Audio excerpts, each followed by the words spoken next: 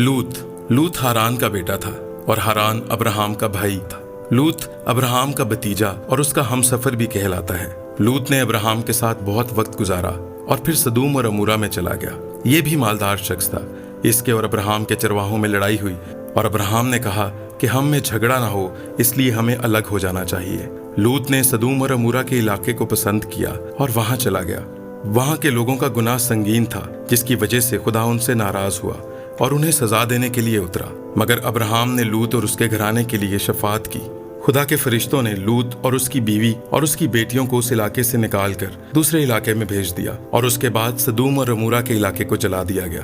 लूत ही ने उन फरिश्तों का इस्तकबाल भी किया था और उन्हें अपने घर में लेकर गया था। फिर वो सदूम और अमूरा के इलाके से निकलने के बाद एक पहाड़ में चले गए। उस इलाके से निकलते हुए फरिश्तों ने ये नसीहत की थी कि कोई पीछे मुड़कर ना देखे, मगर उसकी बीवी ने नाफरमानी की और वो इस सबब से नमक का सतून बन गई।